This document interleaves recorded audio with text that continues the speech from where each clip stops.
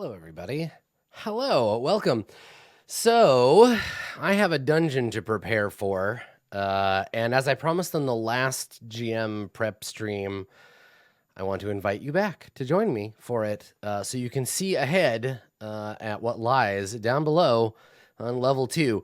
Now, the last time that we prepped, we didn't even have time to prep like the whole. I've since obviously read the whole level.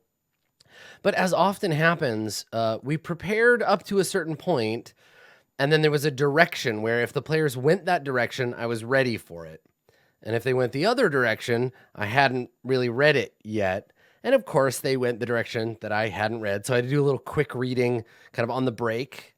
Now, I don't know if the players are going to finish exploring level 1. They're basically in this room now, down here. They have their new friend. What was his name? Johnny Revenant, Haleth Gark. They have their new friend Haleth Gark. Now, Haleth really wants to go downstairs and get his revenge. I know that some of the players, Dave particularly, might want to finish exploring the northeastern section because we have all of this stuff to deal with still. But in the case that they decide to pop downstairs following Haleth Gark, yeah, right? Like he really wants to go down there. I think I better get ready for level 2, just in case. Which means today we're going to be taking a look at the Arcane Chambers. So the Arcane Chambers is the second level of Halaster's Crazy Pants dungeon. There it is there. And we are going to begin here. And we're going to take a look at what lies ahead of us at the beginning of this next section. So let's begin by taking a look at the "What Dwells Here" notes, and then we're going to dig right into the exploring level 2.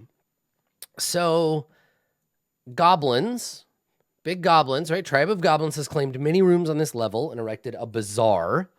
The goblins oppose the Xanathar Guild. The rest of the dungeon is infested with sentient magical experiments. And we might also run into a drow, a were-rat gang, and the members of a doomed adventuring party. So the doomed adventuring party is Gark's friends, quote unquote. So the goblins are the Rustbone tribe. They've claimed Area 1 and turned it into a bazaar. The guild wants to shut the market down before it attracts too many surface dwellers. The goblins fight to keep it open. Admission is free, but non-goblinoids are closely watched. The goblin boss, Yek, has a magic circlet. I love this item. I gotta tell you, I looked ahead a little bit. So Yek the goblin is wearing a magic circlet that has made Yek into a human, but if they kill them or take Yek's circlet, they can wear it. So 8 could have a human form. Isn't that cool? So I may have to ask Dave, you place the circlet upon your brow and you become a human. What does humanoid 8 look like? Right? This is some Little Mermaid shit. You can go up among the surface dwellers and be treated like a human. Yeah, he'd be naked wearing a cape. But yeah, so that I think that could be really fun. The Xanathar Guild operates on this level with 2 watch posts, Shun Shurith and Nadia the Unbent, both hang out on this level. Were-rat stole a key. Shun thinks the key unlocks something important. Shun wants to capture the were-rat. And then a Zentarim drow mage has a hidden base here, Rizaril, with 8 were-rats in his employ. So if Rizaril finds out that our friend Makaria is a Xanathar, or is a Zentarim, that might change how that works. Now, Copper Stormforge, Midna Tauberth, and Rex the Hammer are down below, and they are Haleth Gark's enemy, right? They're his former friends. They're the fine fellows of Daggerford, and one is a dwarven thief captured by goblins. One is a priestess of Shar, and then the other is a human warrior, and they are all they've all had some bad situations happen. Hanging out in this level are mutated former wizards, gibbering mouthers, Nothics, and a Mesoloth that rules over them. They're all mutated apprentices. So wandering around this level, if you need any wandering encounters, carrion crawlers, gricks, mephits, owlbears, and spectators, if I need any kind of random stuff. So that'd be fun. Owlbears? Spectators? I like it. So again, kind of like we saw in level 1, there's no table of random encounters. There's just, you can throw them in as you like. So let's begin exploring level 2. The Goblin Bazaar is area 1. Yeah, spectator is a kind of like mini beholder, I think. There's the... Oh boy. Okay. So this is the Goblin Bazaar. Sorry that it's so dark. It's just that we don't have any characters down here to illuminate it. As you can see, we're using the Fog of War now. So Fog of War now illuminates the areas they've seen more brightly. Yeah. Okay. So Arcane Chambers, we're going to have to just scope it. Do I need a special token for Macaria? I would, but I'm going to leave it. I'm going to leave it for now. I think we'll just eyeball it ourselves. Okay. I wonder if I can actually, let me look and see. Advanced Fog War is on. Darkness. Oh, here we go. I can turn the opacity down. Hey, there we go. All right. So I can turn the opacity up and down. Yeah, that's good. I'll just do that. Excuse me. Okay. So area 1, where they first arrive, they're going to come down these stairs and they're going to hear this massive noise, right? They're going to hear all these goblins chattering away and yapping about whatever's going on. They're going to hear, and nobody speaks Goblin, which is perfect. So they're just going to hear, yeah, I think this is the big cube. We'll get there. So yeah, Goblin Bazaar. So when they get there, this room has trash in it. Great. There are also reliefs that once depicted dwarves that have been chipped away and replaced with cartoonish goblin heads in charcoal. And you can hear banging noises to the north. So up in 1B, the goblins are erecting a wooden stage.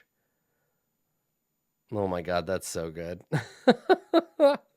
Okay, so they're building an auction hall. Once the stage is complete, they plan to auction slaves and other valuable merchandise. The stage will be quite large when it's finished, but it's still preliminary stages of assembly. 7 goblins are here. 3 of them are using hammers to pound nails. The other 4 are clustered in the middle of the room, passing around a scroll with a crude blueprint. If attacked, they flee. Otherwise, they ignore strangers. Can goblins speak common?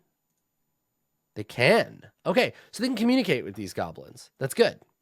So this won't necessarily be a combat situation right away. In 1C, 4 iron gibbets? Gibbets? I've never known how to pronounce this. Let me look.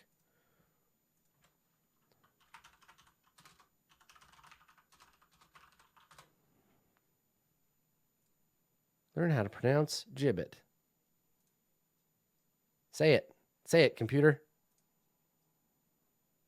It's nothing. Damn. All right.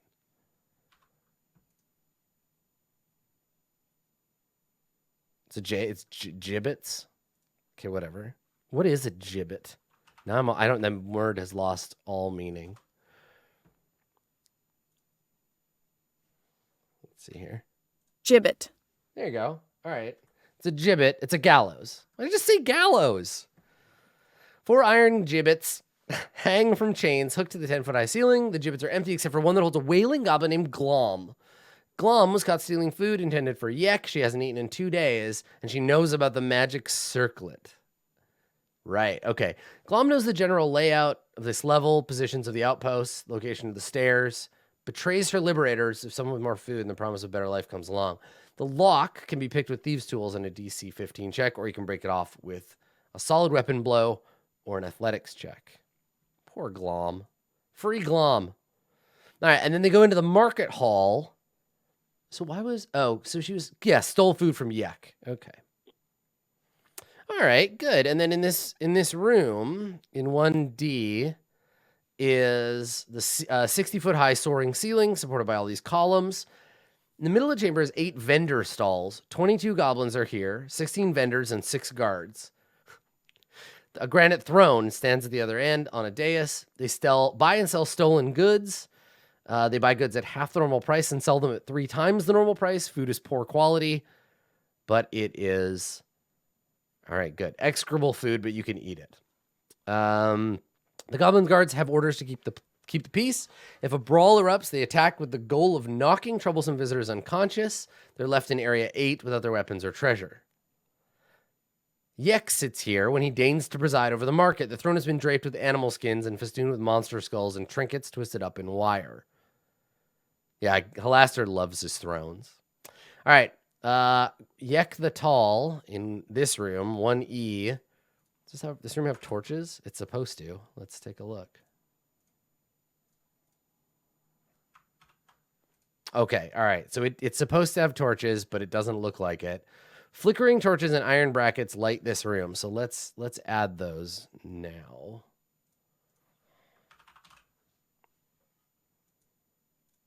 And the torch is what?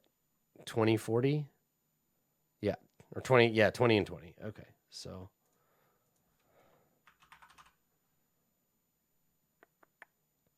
wall torch. All right, we're going to zoom in. We're going to add some wall torches that emit light at 40 feet with 20 feet being dim.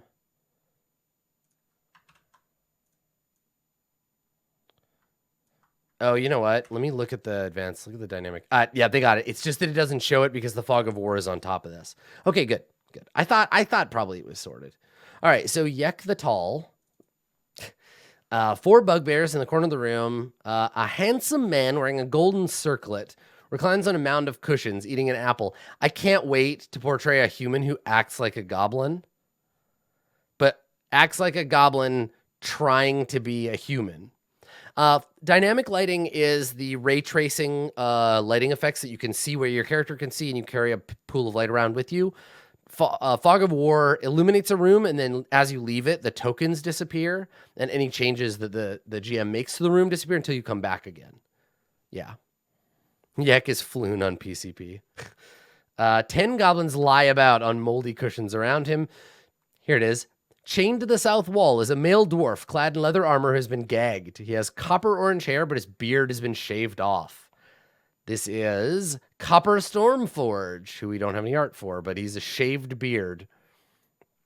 His hatred for goblins increased tenfold when they chopped off his beard, and if he is set free, he tries to kill every one of them.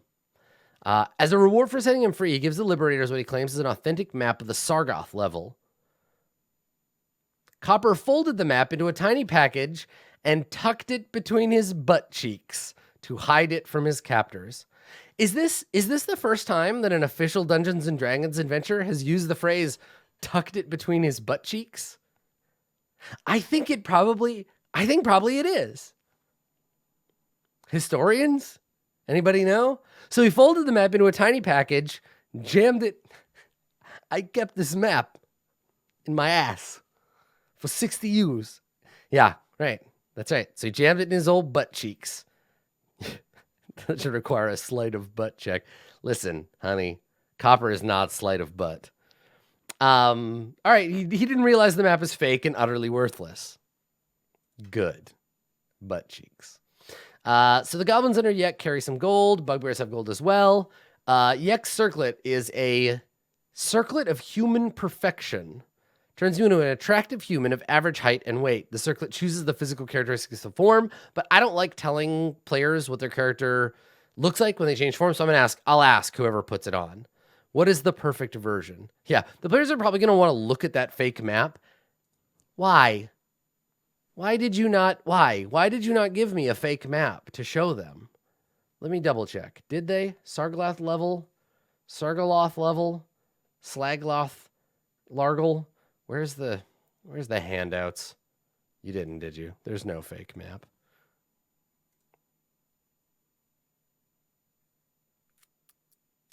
Creatures and monsters, named NPCs. Supplemental material?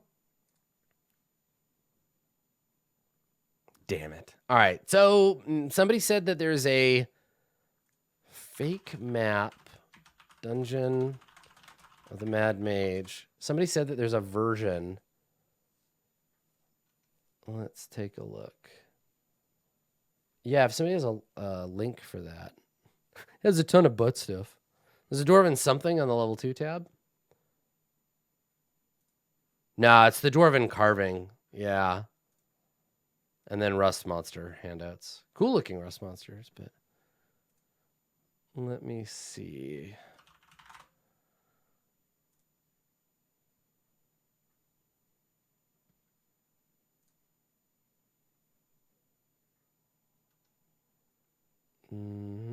I'm looking because apparently somebody made like a fun handout version of it. Does Copper have anything on his character sheet? No, he doesn't.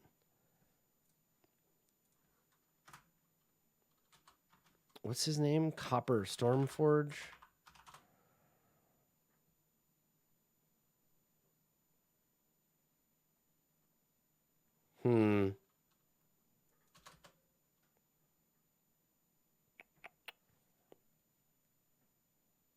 Yeah, I'm not finding it, but maybe with a little bit more digging, I can discover it.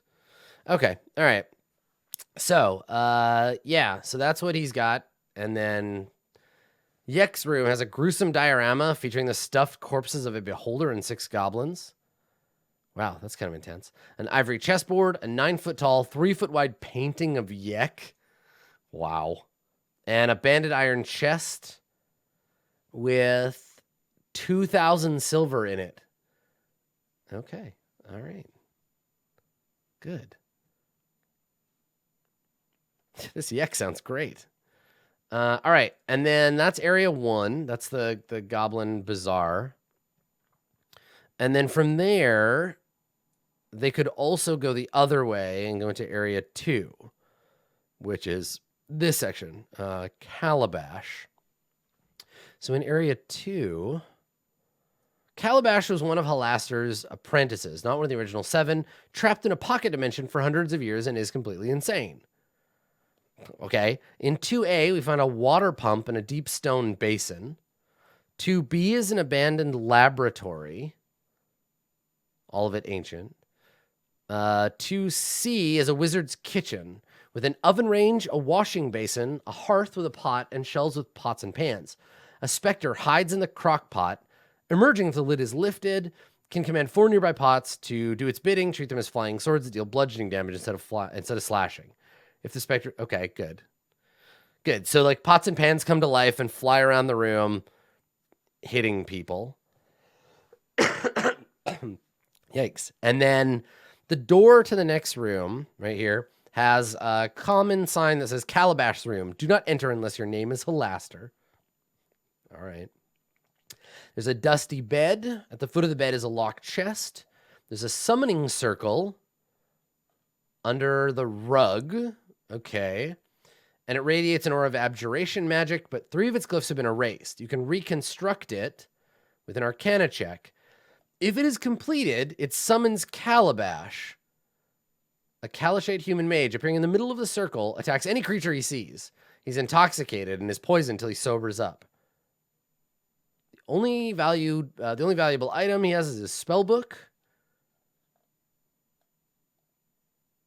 And that's it. There's a trapped chest that shoots lightning. What? So you can summon him, and he goes bananas, and he attacks people, but what happens after he sobers up? Then what happens to him? Do we know anything else about him? Okay. So Calabash is a mage.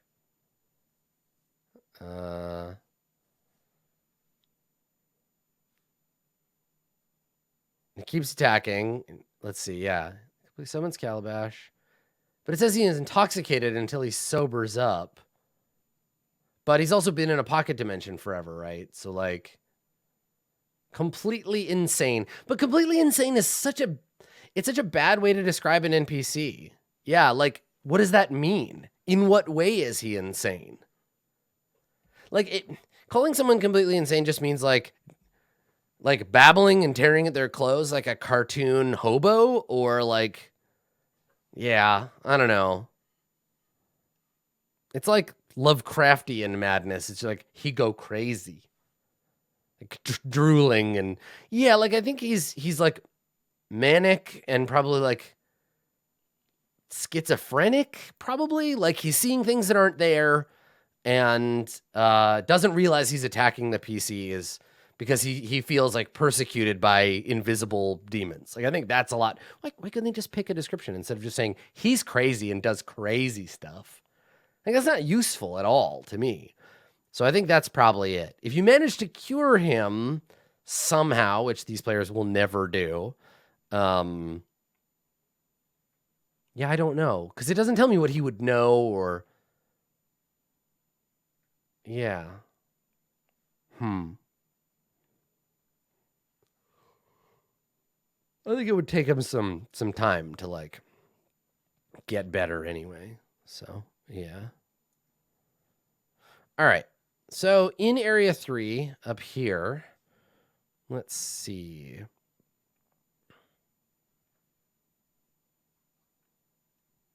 Okay. There is a difficult to open door because furniture has been piled against it. You make an athletics check to knock down the barricade. A life-size animated puppet of Halaster is hard at work on an experiment. It's made primarily of wooden canvas with a shoddy gray cloak. Dozens of cloth eyes have been sewn into the cloak. The puppet responds to any movement and threatens any creature that comes closer, shouting in Halaster's voice, "Terrible and painful magical death! Fireballs and lightning bolts, be gone!" It speaks and understands common, but voices nothing but empty threats and a desire to continue its work. If asked what's going on, it shouts, "Magic! Magic!" A character who watches the puppet work and succeeds on a DC 10 check figures they're doing nothing. They're just doing gobbledygook. If the puppet is destroyed, Halaster's voice magically calls out, "Ah! Now who will find the cure to filth fever?" Oh, I remember filth fever. Every time you got attacked by a rat in 4th edition, it was just filth fever for days. Awesome. All right, so Halaster's puppet, hard at work. In Area 4, there's an abandoned Xanathar camp. The room is strewn with rotten supplies, bugbear corpses, and an intellect devourer's body are heaped in the northeast corner. Well, let's put some dead bugbears and stuff in there. Bugbears. Dead bugbears. I can just move these right to the token layer. All right. So there are 3 dead bugbears. Okay, and then a intellect devourer. Yeah. When is the next run for the show? Tomorrow. Yeah.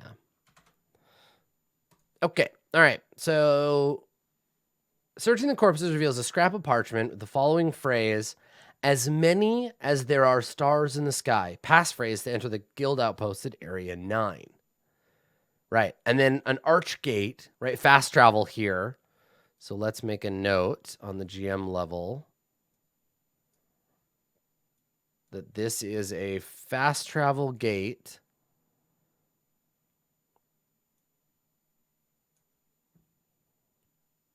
And this leads to, embedded in the middle of the stone arch, a frame engraved with images of falling coins. It has a tiny slot.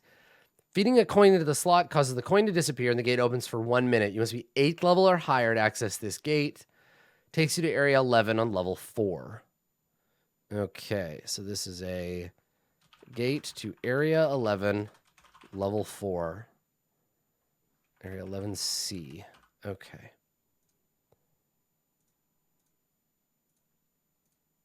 Great.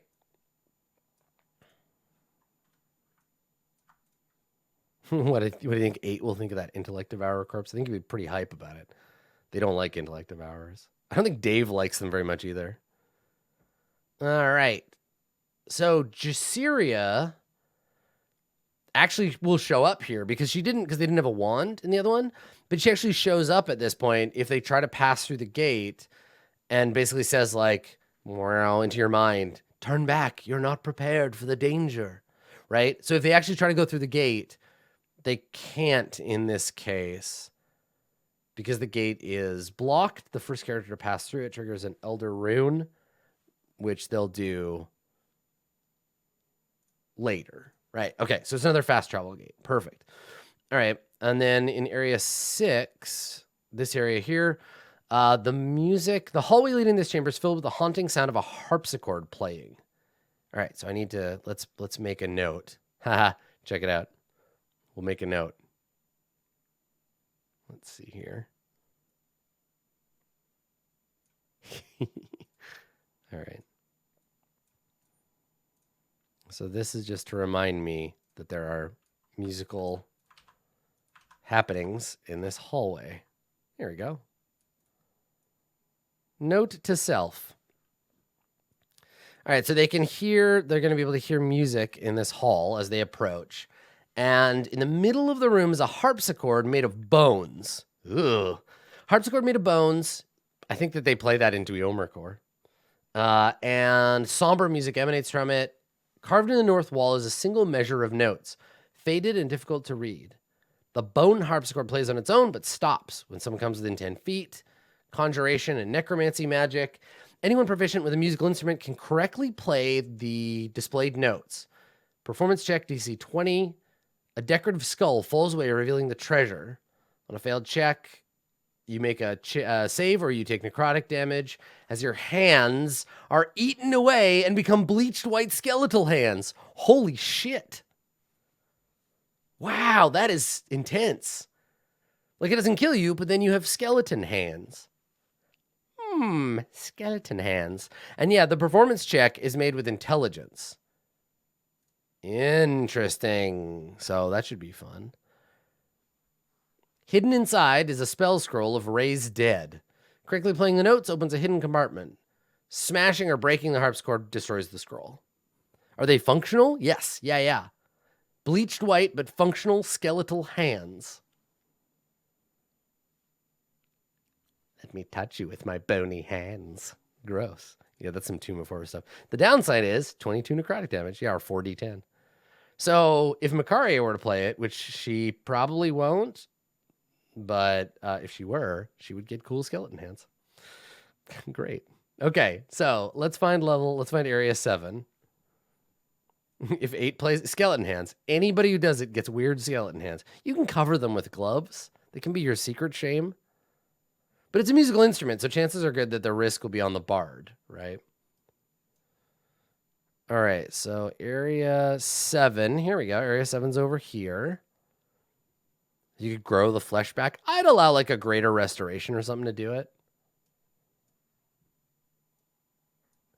Okay, so in area 7...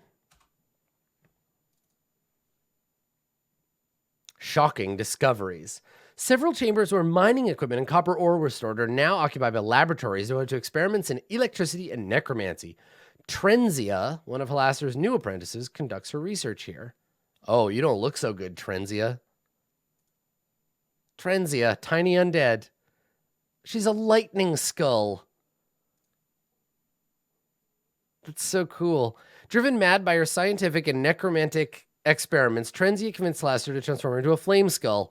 On each turn, uses its action to electrify the copper-plated floor with lightning rays. The floor remains electrified till the end of the skull's next turn.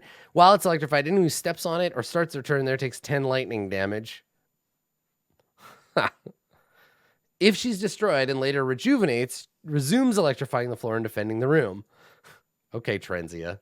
So that's this room, Trenzia. Oh, and there's a flesh golem in the room. So she electrocutes the floor, which gives the... Oh my god, so she regenerates the golem. Oh, that's a good combo.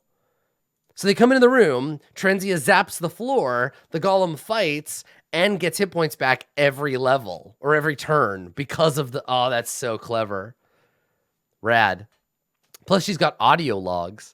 So in 7A, in her workroom, loose scraps of parchment say things like rate of decay and accumulation of charge. There's a log entry that reads, Day 1, Halaster has granted me this abandoned copper mine in the arcane chambers. Finally, I have access to the components needed for my experiments. Everything beyond that point is smudged. There are 12 sealed barrels covered in dust. They contain copper ore and ghouls for some reason. This is like when you roll around in the room and the barrel breaks and there's a bad guy in it and he stabs you. There's a copper-plated door connected to the lightning grid. Unless these creatures are destroyed, if you touch the door, you get zapped. Okay, so I'm going to make a note. This is an electro door. You got to store your ghouls somewhere. Zap, zap, zap. Okay, make a note there. So if they try to open the door, they might get electrocuted. A log entry in 7B says, Day 3. I no longer trust the other apprentices. What they see as mysticism, I know to be science. I can't stand their incantations and their mutterings any longer. Those fools at Radio Shack laughed at me. Well, who's laughing now? Perfect. Okay, good. So more mad scientist shit. And then there's Trenzia's lab, copper-plated tiles. The metal-coated skull of a half-elf floats around the room. Flesh Golem stands amidst broken tables. A chute in the southeast corner curves down, descending 20 feet to area 13A. That's this chute here. Okay, so this chute goes down that way. Okay. I could actually just make them audio logs. That'd be funny. Magical audio logs. All right. Cool. And then there's Trenzia. Each of the turns, she zaps the floor. The flesh golem has instructions to kill intruders. Good. Okay. So beyond the door here, there are 3 ghasts waiting to attack. The room contains the remains of a mining operation, pickaxes and hammers, gnawed bones, black robes, rubber boots of a female half-elf wizard. Notably absent is her skull. So it's Transia's body. Halaster fed her body to the ghasts. And there's a copper vein and a scrap of paper with lightning and copper wires that created a pack of ghouls. Hal was not impressed. Hal.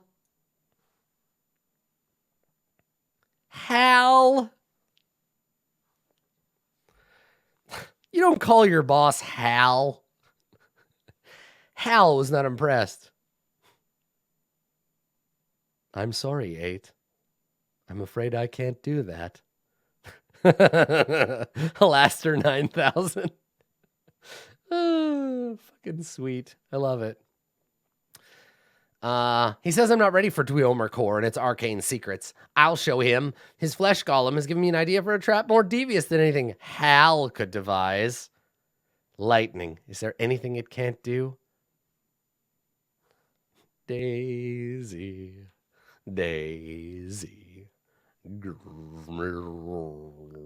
At some point, I need to have Halaster say, I'm sorry, Dave. I'm afraid I can't do that. All right. So that's it for this little wacky. You know, these levels they just feel like several micro dungeons just jammed together. And I'm kind of here for it, to be totally honest. All right. So area 8 are fresco cross hallways. Frescoes on the wall of this 4-way intersection depict shield dwarves at work. Magic causes the images to move. The dwarves roll and stack barrels, carve blocks of stone, drink from stone tankards, and so on and so forth. As the characters make their way down each hall, the dwarves wave at them and occasionally wink. These animated frescoes are harmless. Okay, so that is the Dwarven Carvings handout? I think it must be. So let's write a note. I guess I should write it with the text. Okay, so there are fresco. I think that goes here. Yeah, there's some other ones in the hallway, but those ones are defaced, Kira. These ones I think are not. Yeah. Otherwise it would show the defacement. This one has like a little blood on it, but yeah, I think that's meant to be here. Okay. Right. So they get there, and the Xanathar's Guild claims this corner of the dungeon. So this is the Xanathar area. 2 bugbears stand guard at the east end of the hall, where it narrows to a width of 10 feet.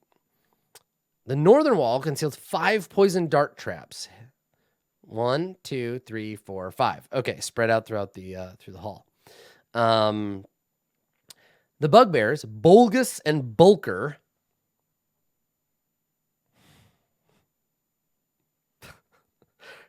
Bulk and Skull, disarm the traps whenever Xanathar members approach. If an unfamiliar creature approaches from the west, Bolgus shouts to them to halt, and Bulker asks, "How many eyes does Xanathar have?" Oh my god, they're here to pump you up. "I am Bolgus, he is Bulker, and we have to pump you up with poison." "How many eyes does Xanathar have?" The correct reply is, "As many as there are stars in the sky." If anyone gives them the wrong passphrase, the bugbears invite them forward but won't disarm the traps. If the characters approach from 9B without an escort, the bugbears attack them. The dart traps are wisdom, passive perception 15 or active perception of 15. Can all bugbears have German accents? "Welcome to the Xanathar's Guild. We are bugbears. Come and fight us, we dare you." I feel like someone I played with made gnomes have Spanish accents. We believe in nothing, Elminster. Nothing. And also, Mara, I can't do like a real German accent. All I have is like Austrian or the nihilist from The Big Lebowski. So yeah, poison darts, they shoot you. It's a ranged attack against a random target above the plate, deals 2 damage, DC 15 save, or 10 poison damage. Each trap can be triggered 3 times before its supply of darts is exhausted. Okay. If has the money, Macaria. Some Xanathar bugbears come to the house and they roll the house for gold, but they only steal the rug.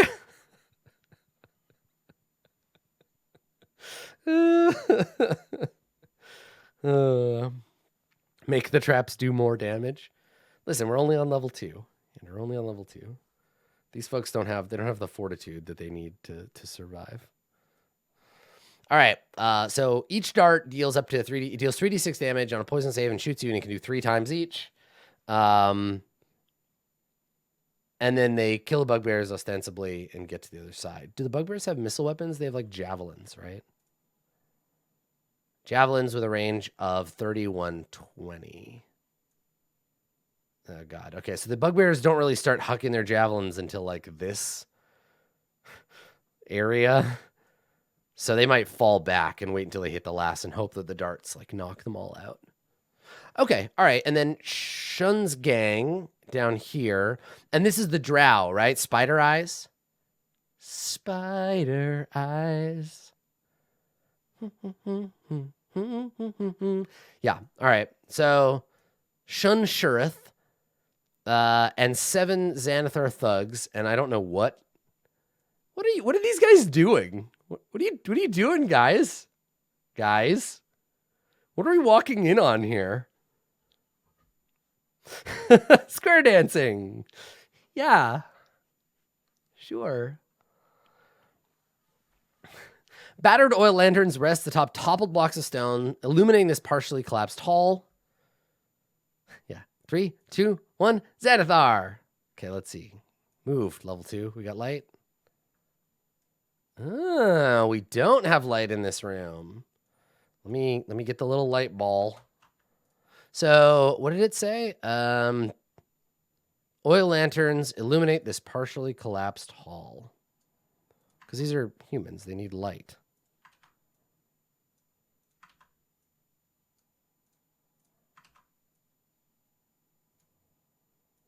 Probably like there. Now let's just do 3. Okay. All right. And then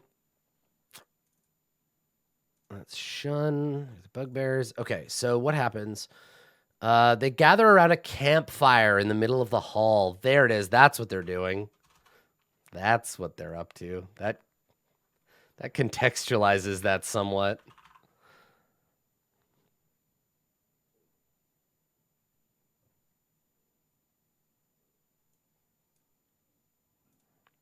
Okay, and what's the light radius on a campfire? Like 60-30?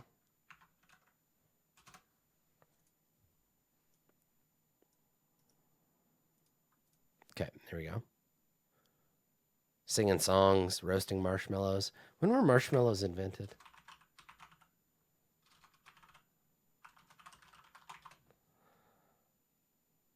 Ancient Egypt. Ancient Egypt, over 2,000 years ago. There you go. I had no idea. Which one has the guitar? Obviously, it's Spider Eyes. He's playing Wonderwall. Roasting the root of the mallow plant. And maybe you're gonna be the one that makes the saving throw for me. All right, so let's see. Hidden lever by a false section of stone disarms the traps. Okay, so there's like a hidden lever over there somewhere. Okay, and then they gather around the campfire. 2 intellect devourers have taken residence in the skulls of 2 Xanathar Guild members. Okay, so I need 2 intellect devourers. If it's killed, it tries to find another. Okay. Intellect devourers.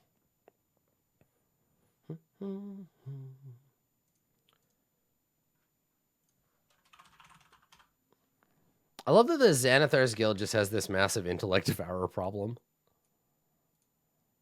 Don't show the nameplate. It's too long. Okay.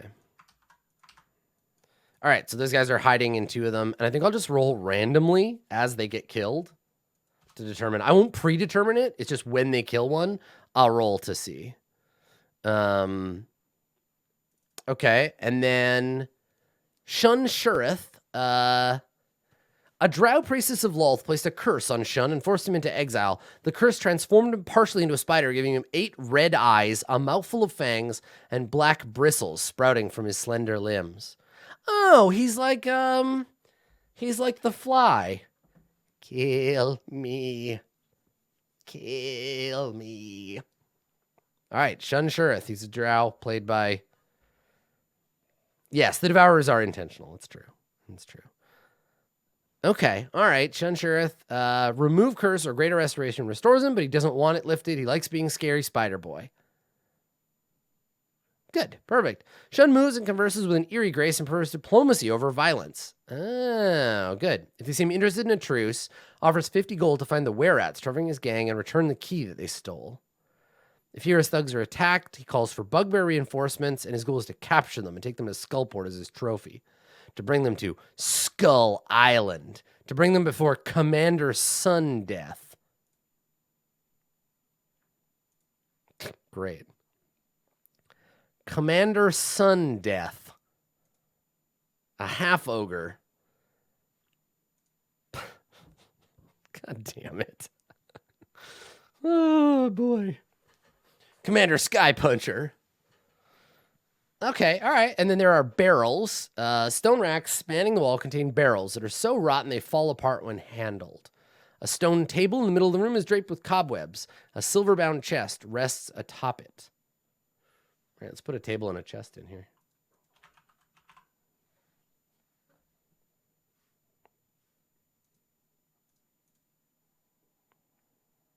Okay, I need like a stone table. These are all wood tables. Should I just look up stone table? The names in this get pretty ridiculous. Yeah, it's true. Here we go. Here's a stone table.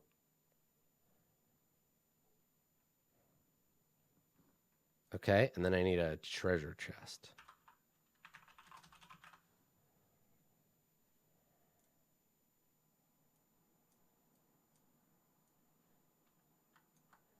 It's a large stone table, so I'm okay with it being 30 feet. That's fine. Put that in the map layer, and we'll find a treasure chest to put on there. Oh, that's cool. It's like a silver chest, right? So a chest ornate might work.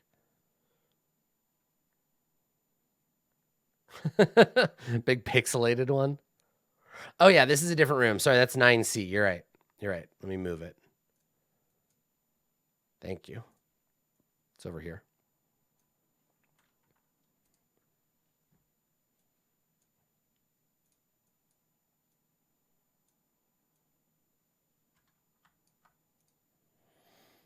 All right.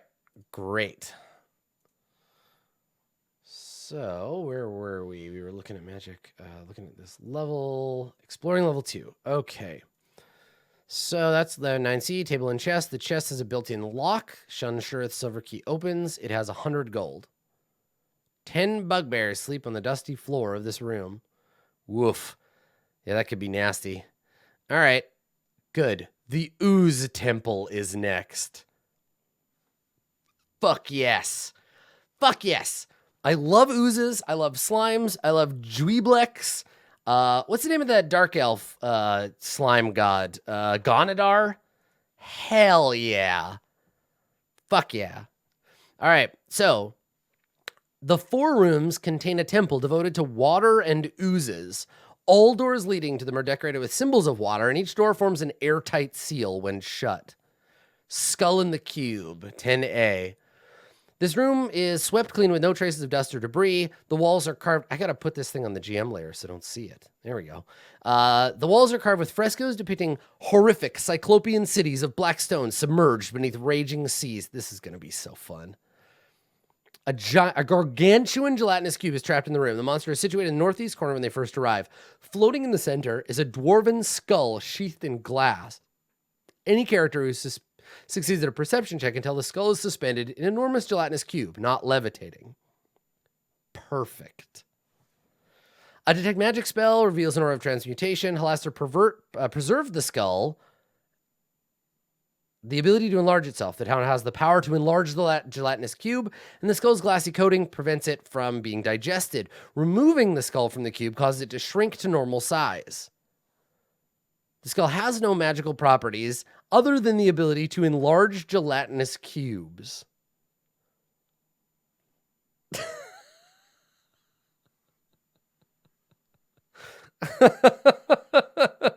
That is the best magic item ever.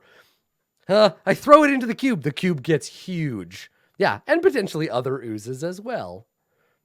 Ooze skull. Oh, that's so good. This is the silliest. I love it. All right.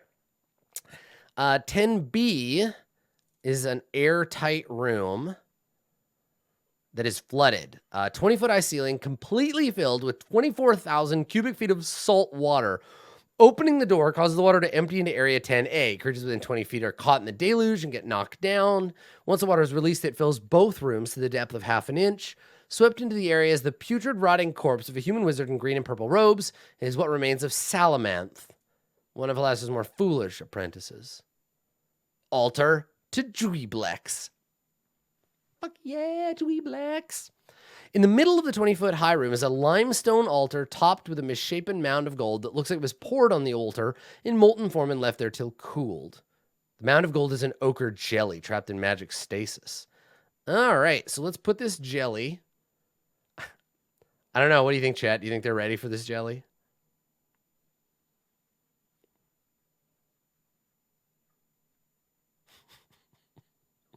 All right, let me get a table. I need another table.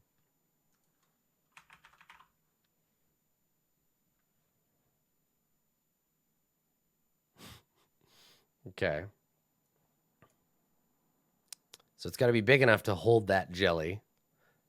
And then I need gold. I need a pile of gold. Or a Pope hat, I guess. Sure.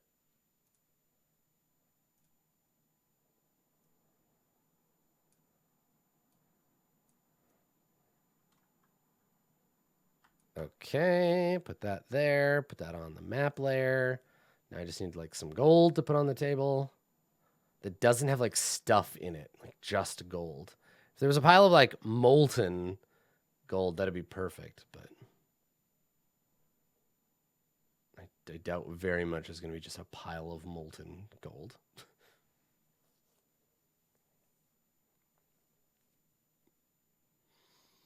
I guess I could get a puddle of water and I could color it, right? Let's do that. Let's get like water and I'll see if I can tint it.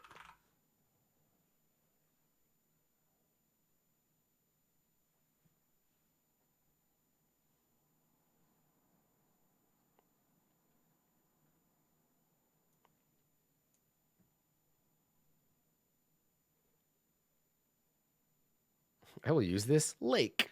Okay, let's see. A little clever token adjusting, and I should be able to fill this area. While Roll20 is catching up with me, because it does kind of have issues with all the tokens that I have in my library. We'll check in on the next thing. Here we go. Tint color, orange.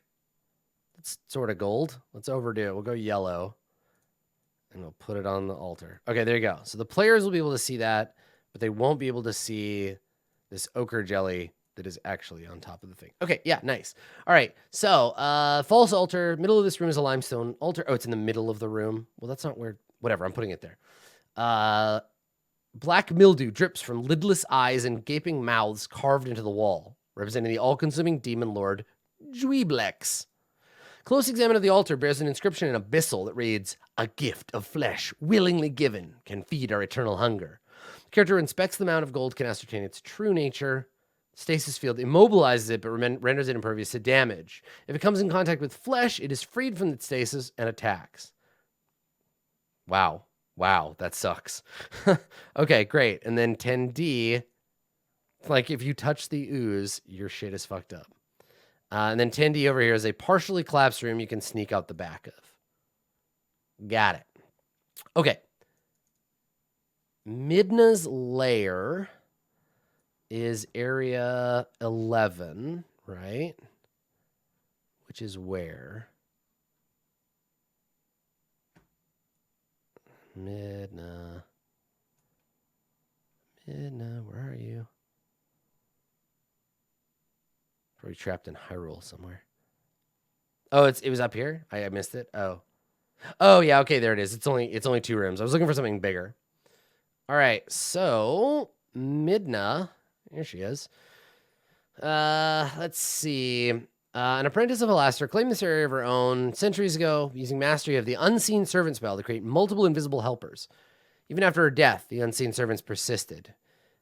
Midna Tauberth recently intruded on this hall and is using it as a rest area.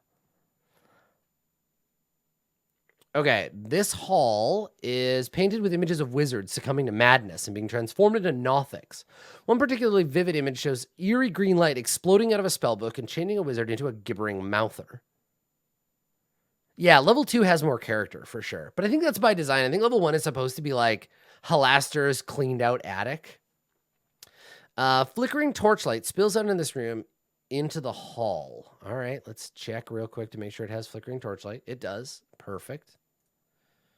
All right. Freestanding iron torches. Midna Tauberth relaxes in one of several overstuffed chairs in the middle of the room, waited on by 9 living, unseen servants.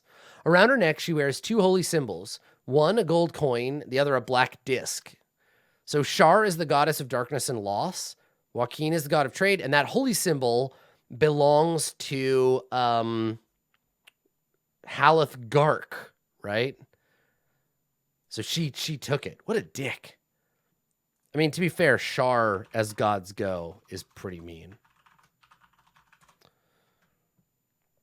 Let's see. The goddess Shar, mistress of the night, known also as the Dark Lady, the Night Singer, Ibrandul, or Eshadau. Darkness, loss, night, secrets, and forgetfulness. Her domains are death and trickery. Yikes. All right. And she's hanging out here, and these unseen servants are tending to her. Each day at dawn, the platters and flagons are mystically replenished. Midna is not interested in sharing her lair. She advises the character to leave or face the wrath of her invisible servants. If they don't leave at once, she orders the servants to beat them senseless. If Haleth is here, he tries to kill Midna. Midna stole it from his corpse. If Midna is slain and the holy symbol returned, his vengeance abates, and the 2 of them turn to dust. The holy servants obey her command because she reminds them of their creator. They follow Midna and will leave the room to fulfill her wishes. Cool. There's a smiling portrait of Halaster, 3 feet wide by 5 feet tall. It weighs, it doesn't say how much it weighs. It's worth 25 gold, but it's awkward to transport. It's awkward to look at, too. Okay, cool. That should be fun. So, potentially, if we zoom out slightly, So I'm a bit annoyed because Haleth is super powerful. Potentially, Haleth has the ability to stay with them. Like, I'm going to try to drive them straight there to her, right? Haleth will be like, let's go in here. Let's go south. Let's go straight through here. The most expedient path to her, because I want to get rid of him. He's too strong and he unbalances the party. So I want him to, I want him to just go straight there. Plus, that's what he wants to. He doesn't really care so much about the other guys. Okay, that's good.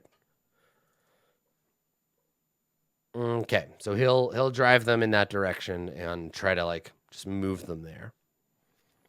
All right, good. So dwarven tools in area 12.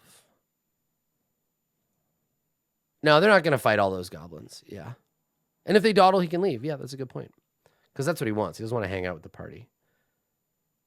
Okay, so this area. Hallways are lined with crumbling stone tables and shelves, which, upon rest, anvils, whetstones, tongs, hammers, chisels, and other tools. Okay. Embedded in the wall at the end is an arch gate. Oh, another arch gate. Okay. So let's put another note. There's another arch gate at, what did they say, the end of the hall? Close inspection reveals a dead tree. All right, and this arch gate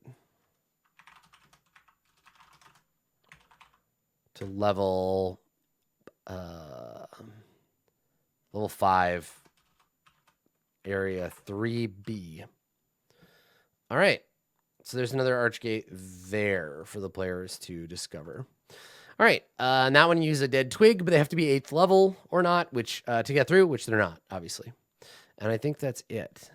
Yeah, that's it for this area. Okay. Mutated apprentices in area 13. This is where that gibbering mouther is, and then the Nothics and the Mesoloth. It's also where Rex the Hammer is being tormented. All right, so 13A is Dumathoin's Altar. So once a dwarven mithril mine, a mine. This section is dungeon home to apprentices who attempt to unlock the secrets of the weave, transform them into gibbering mouthers and Nothics. The gibbering mouther wanders the hall to the east, attacking creatures on sight. Overturned mine carts and discarded mining equipment lay scattered on the floor. Let's see if we can find some mine carts to chuck around here. A mine. Yeah, they're all level 5 still.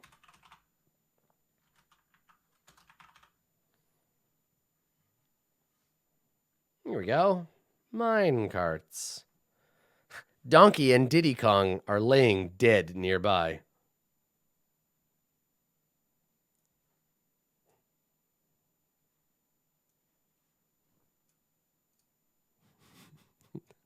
A dead gorilla and some shattered barrels.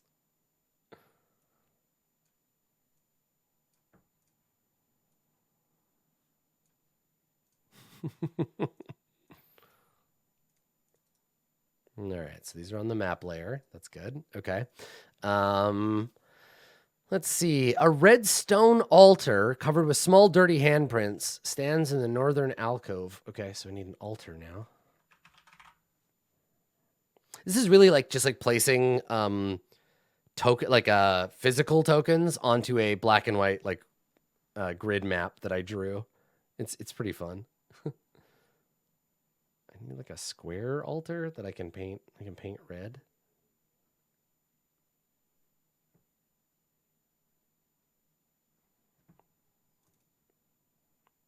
Red stone altar. Okay, covered in dirty handprints, so just a stone altar.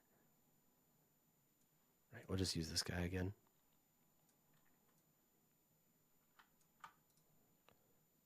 And that goes on the map layer. Okay, all right. Yeah, when you have such a library it is. Right? I'm spoiled. It's fun, though. Okay, the altar is a 3-foot tall, 500-pound tapered block of dark red stone, engaged with prayers to Dumathoin, keeper of secrets under the mountain. Greasy handprints cover it.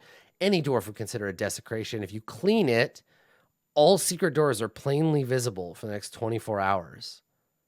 A character who desecrates it, then cleans it, doesn't gain the boon. And then the mine carts have mithril ore that you can steal. Cool. This is neat. Cleaning the altar. That's classic D&D. Cleaning the altar and getting a power from your... Getting a power from a deity. Yeah. And let me tint this thing. It's supposed to be red, right? There we go. Redstone. Better. All right. Mithril. If party member A desecrates it and B cleans it, you're good to go. Yep. You're good to go. All right. Wall of Rust and Bones. I think that's Dewey Omercore's first album. 13B. Okay. Nothing to see here. Get the fuck out of here, Chris. Jesus. Bisecting this room is an 8-foot high, 2-foot thick wall of hobgoblin skeletons and rusty armor with a 2-foot gap between the top of the wall and the ceiling. Jesus. All right, so that bisects. Where do you think they want it? Where do you think should it be like? Do they want it like here or like there? How do we bisect this room in a meaningful way? And let me look up wall of bone.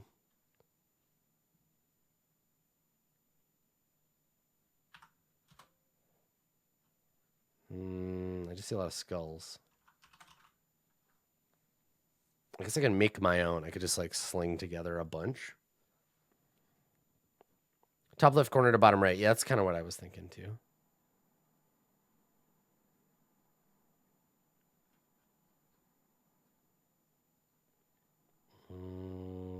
Pile of bones?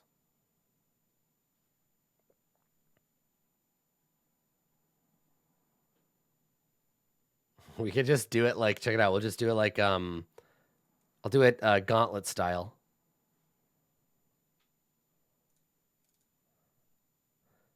Eight-foot high, 2-foot thick wall. Okay. Rust and bones.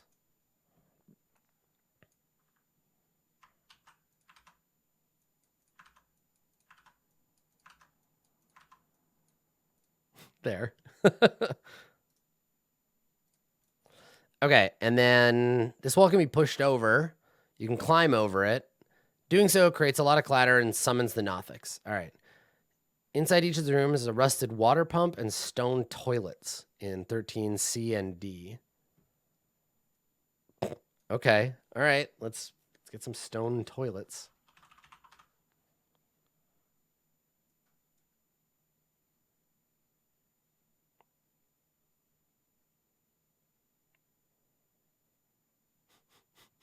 It's so weird.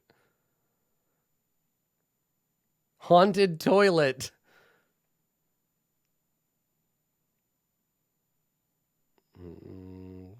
These are all modern toilet. I need like a stone one, but I don't think I'm going to find such a thing. Here, we'll just use these medieval ones.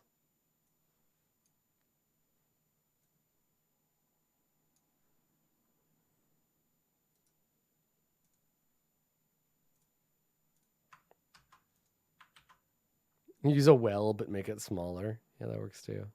Here, let's put them on here. Yeah, we'll put them on these walls. There we go. And then, I don't know what I'm moving. Ugh, God, the map layer is so dangerous.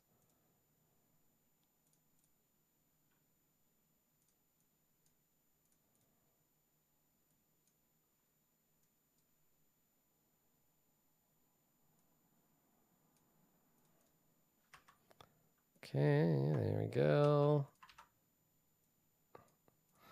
And then we'll put dividers, I guess, between them. Great. Sure, that'll do. Never let it be said that I don't care deeply about giving my players an immersive experience. Okay, great. What else is in these toilet rooms? Probably nothing. Yeah. Rusted water pump, basins, and stone toilets. All right. They'll get the gist of it. An arcane lock has been cast on the western door. Rizaril, the drow mage, can pass through the portal. All other creatures must force it. It's on 13E. Okay, so this is Rizaril's lock. So let's go.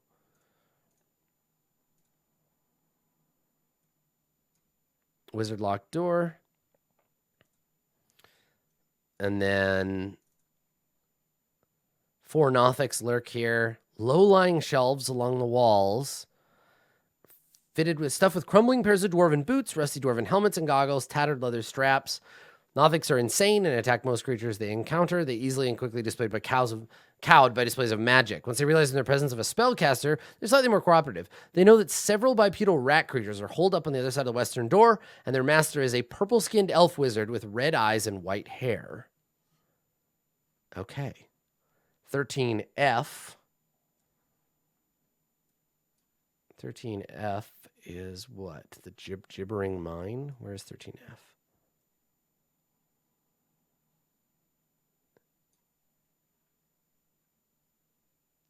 There's G. Oh, gibbering mouther. Okay. So the if you go through this like squeezy way, a partially collapsed section streaked with veins of copper. Gibbering mouthers are here and will fight till killed. The characters hear sounds of battle as they reach this room. Oh, so Rex the Hammer. Rex the Hammer is fighting a Mesoloth and 2 Nothics. 3 dead Nothics killed by Rex lie on the floor near them. Damn Rex. He's one of those guys who's like off-screen badass, but on-screen kind of a wimp. So there are 3 dead ones that he has murdered.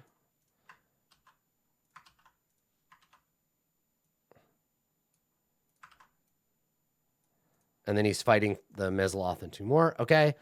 Mesoloth was summoned and bound to Undermountain. It's tasked to prevent intruders from entering the dungeon. Rex is the founder of the evil adventuring party known as the Fine Fellows of Daggerford. Boy, was he wrong. Like most villainous groups, they lack cohesion. Rex struck off on his own. If the characters come to his rescue, he expresses his gratitude before quaffing the potion of healing in his backpack. He pretends to be a friend, but once he's back at full health, he tries to bully the characters into following his order. Bullying gets worse, so Rex is forcibly ousted or the party dissolves. He has a silvered short sword, some rope, flask of oil, potion of healing. The oil lantern in the middle of the room belongs to Rex as well. Oil lantern in the middle of the room. Good. Okay, so they're going to walk in on Rex fighting things. Yeah, let's look at Rex's stats. He's a champ.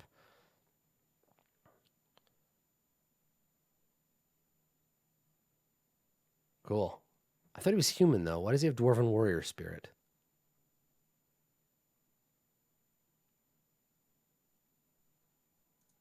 I guess he's a dwarf. Let me see what it said about... Let me go... Where was that information about Rex? Human Warrior. Okay. Maybe it's the name of the axe. Yeah, I guess so. Dwarven Warrior Spirit. But, like, if they kill him... It's not a magic weapon. So does that mean he can't hurt the Mesoloth?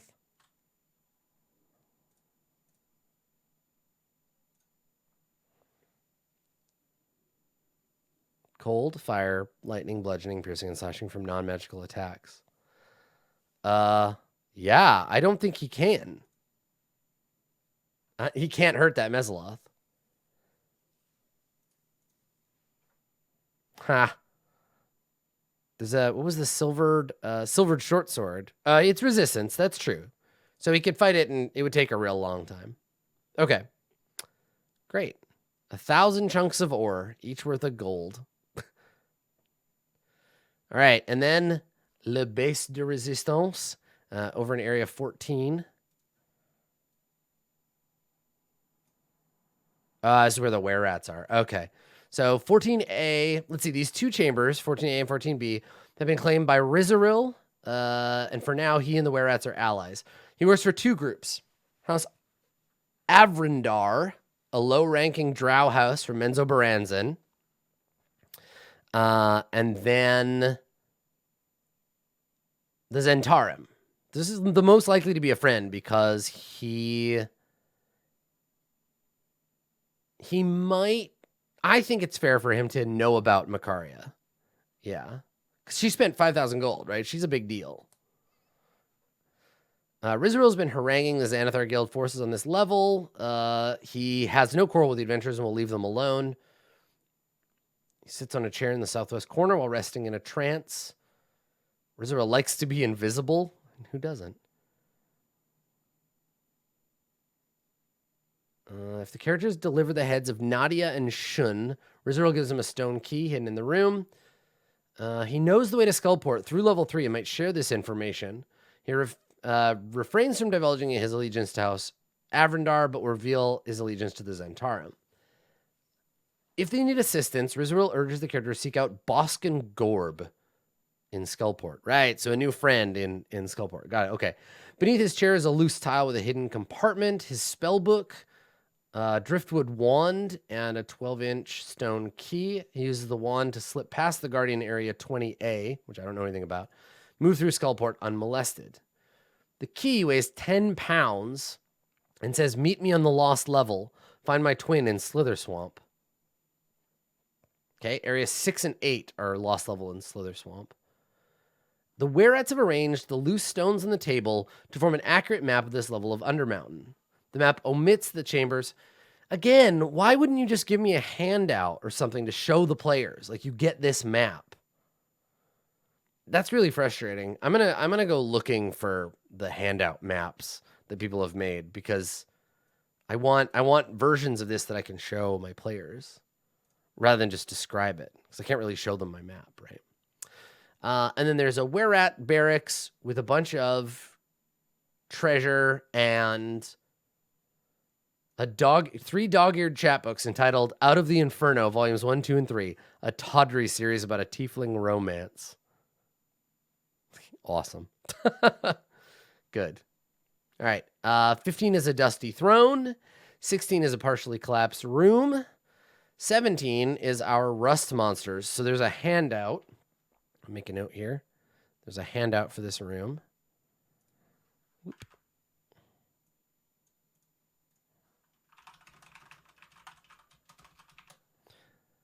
Here we go. And 2 rust monsters are fighting over a rusted steel helmet. The wall decor has bas-reliefs of dwarves singing and drinking. Rust monsters can't find enough metal to satisfy their hunger. Interesting. So they're like starving. Torch brackets are beyond their reach, but irresistible snacks. Okay, so you can kind of like throw something to them and they'll chase it. Got it. All right. In room 18, which is up here. Also, you see these badass giant spiders? Check this out. So cool. Yeah, 8 can't be eaten by the rust monsters. No, his gear, their gear can, but they can't. Okay, so 18 is cold storage. And in cold storage, the Malercan dwarves use the chamber for cold storage. Halaster turned into a trap. The walls rise 10 feet, then angle inward, creating a pyramidal room with a 40-foot high apex. Rise 10 feet. So they go like that. It's sort of pyramidal, right? Like, I guess it could be like a house shaped. Yeah, a box with a pyramid on top.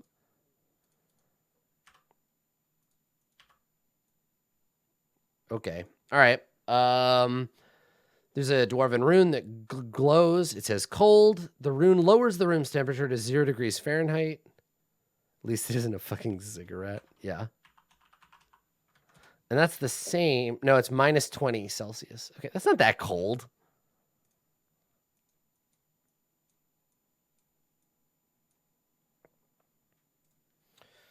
When a spell is cast, the giant rune flashes and deals cold damage to everything in the room.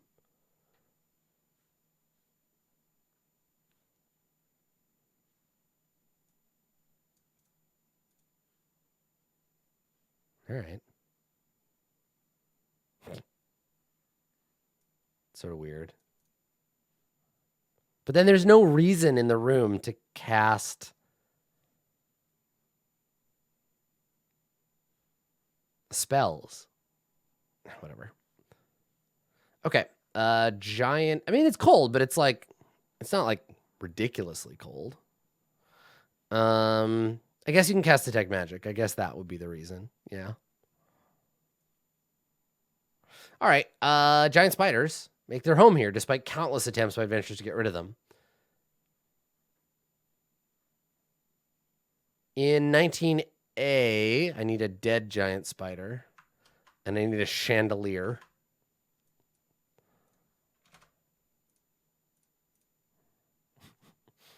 All right, let's see. Chandelier. Oh, no. I'm searching the wrong thing. Here we go. Get out of here, metal toilets.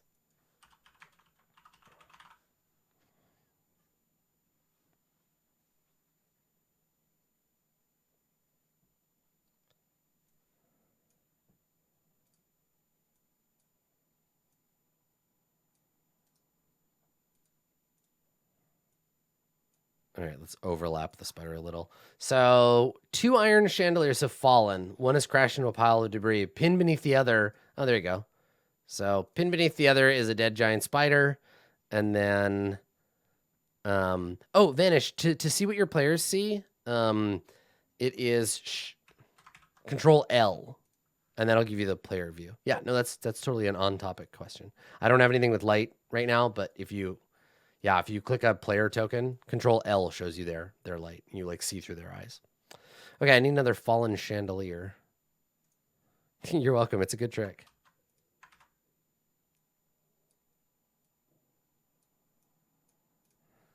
Okay. All right.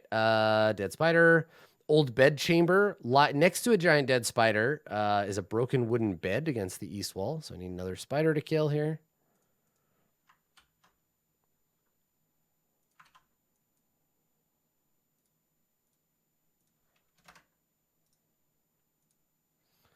Okay, bodies shot full of arrows and scorched by fire. And there's an armoire. Inside it, the skeletal remains of a halfling adventurer who starved to death. Clad in a chain shirt and wears a ring of swimming on one bony finger. Oh my god, it's a dead Frodo. Oh, poor Frodo. Chain shirt, magic ring. Rip. Man, those damn giant spiders trying to keep you in the closet. So rude. All right. And then 19C, sticky webs. The room is full of thick, sticky webs. Hell yeah. All right, let me get some thick, sticky webs. No sort of warning. That's right.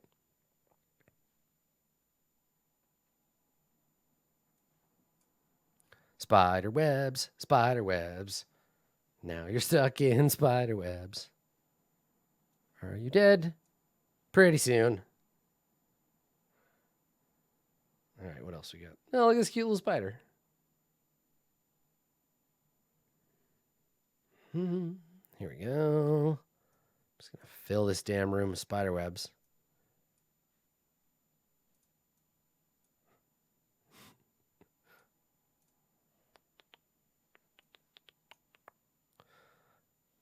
All right. Just like overlap them and just use so many webs.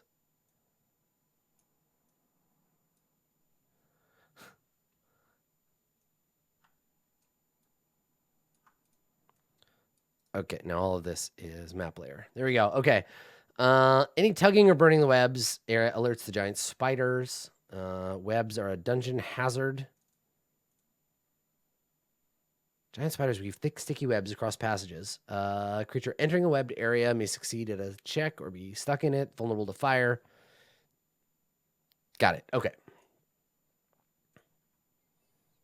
And then 5 giant spiders hang out here and attack all intruders. The spider larder contains 6 cocoons in the dense webbing. Okay, so I got to go and capture. I got to go grab more dense webbing.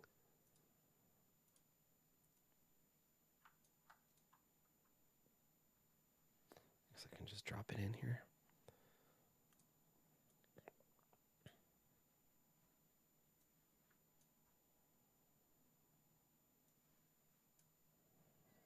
That's right. Dense and sticky. No, that has like a weird, ugly ruler on it. Let's grab this one. So dense. So sticky. Webbing.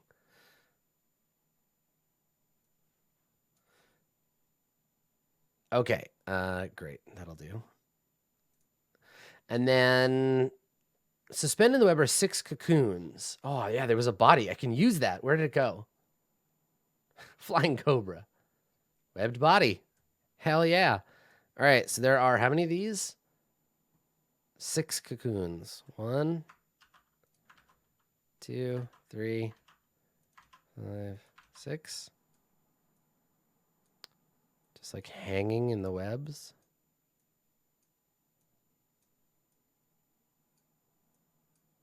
One of which is all infested with spiders. A swarm of spiders that burst forth and attack. Blech. Okay. Good. That's the spider zone. So let's see what's in area 20. We're almost done with this level. Oh no, there's like all this other shit. Okay. It's like 26 levels. Okay, that's not bad. All right, so in area 20, there is a beholder zombie. So let's see. A zombie beholder floats near the 20-foot high ceiling of the chamber out of melee range. Painted in white around it centralized a circle with equidistant spokes. The sound of mock battle come from 20B. The zombie attacks anyone who doesn't have the Xanathar holy symbol. What are these other circles? Yeah, let's look at that beholder zombie. Because I think it's just like a limited version. Oh, it's the wrong room. There's another beholder zombie here. I'm looking for... This shit's 20. Yeah, here we go. 20D. There we go. Okay. This is 20A. This is the room I was looking at. Okay. So floats near the ceiling out of melee range. What is it? What is its abilities? Like, can it still shoot beams and stuff? Oh yeah, random magic eye ray, paralyzing fear, enervation, telekinesis. It's got that zombie dying thing, but it doesn't have the zap of the anti-magic. So it'll just float 20 feet up. And I will indicate right now that it is off the ground. And I'm actually going to hide it, because if the players don't look up, they might not see it. Okay. So it attacks anyone who comes in the room. 20B. Oh, 20B is really close. Unless they're drawn by the sound of combat, they are training with a 7-foot-tall, powerfully built woman with shaggy black hair and pale skin named Nadia the Unbent. Damn, girl. Okay. She's a berserker. 5 human thugs and 5 bugbears. Painted in blood in the middle of the room is a 10-foot diameter circle with 10 equidistant spokes. Nice. Let's draw that. Let's put that on the floor. Let's zoom in here and draw that cool serpent. Yeah, exactly. Her love for you is like a truck.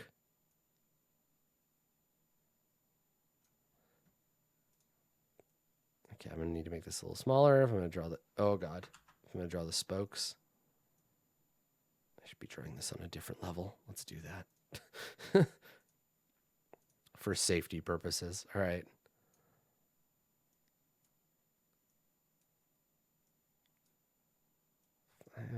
Oh, wait. That's only 8. How do you do 10? Oh, God damn it. I can do 12. 10 is very hard. Right? Every 36 degrees. So you start with 5. Okay, 1, 2, 3, 4, 5, 6, 7, 8, 9, 10. Okay, there we go. I got it. Okay, got it. That works fine. I don't care. It's not perfect, but then neither is Nadia. Okay, so just 2 pentagrams, right? It's the point of each pentagram. Okay, so blood circle. Oh, and that's on the GM layer, so I got to move that to the map layer now. Here we go. Blood circle on the floor. 15 hammocks protrude from the wall at regular intervals, and a secret door leads into area 20C. Nadia stands in the middle of the bloody circle, armed with a 10-foot pole, knocking about her underlings. She relishes the opportunity to fight and kill. Awesome. So let's move some people into melee range with Nadia here. Oh, it's so fun. They're having a little practice battle. Okay, 20C is another arch gate. There's 3 fast travels on this level. That's cool. Okay, so arch gate to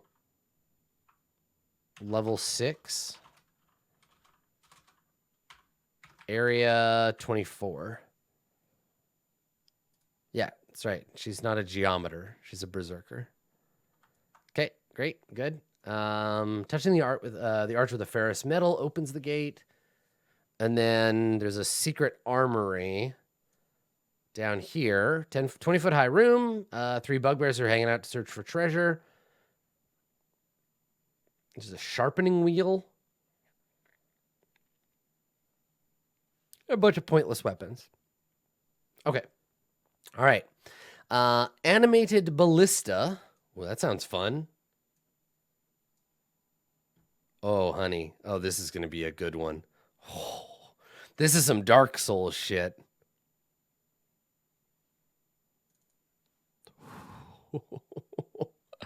All right. The arched 30-foot high ceiling is studded with glowing red crystals that cast light dimly through the hall. Parked in front of the door.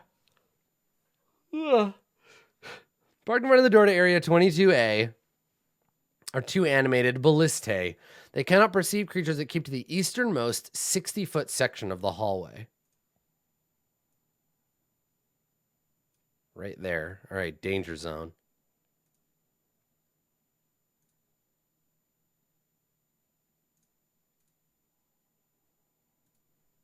$10, $20, $5, $10, $15, $20, $25, $30, $45, $50, $55, $60. Danger zone. All right, let's take a look.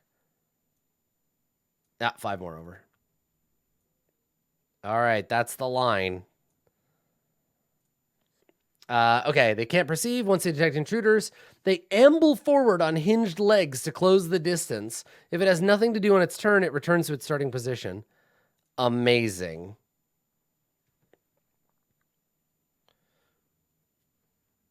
Easternmost 60 feet of the hallway. Yeah, that's that. Yeah, they're little mobile turrets. They like walk over. Are you still there? They fire magical bolts at a range of 120 feet, but they can only perceive. No, they perceive 100. They can perceive 120 feet. What the hell? Why? They can't perceive creatures on the 6. Okay, the game says so. All right. So they just start firing their ballista bolts at anything that comes into the hallway. Can't right itself if knocked prone. Oh, that's so cute. Oh, yeah. No, that's right. You're right. It's 120. Okay. Yeah.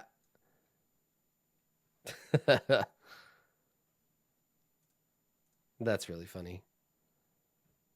Okay. And then, sorry, what were you saying? If you put them on the GM layer, there's some map layer ballista under them? Oh, yeah, there are. Awesome. Boop. Ha, they're like little Tachikoma. Okay. And when they get past that guy, 22A.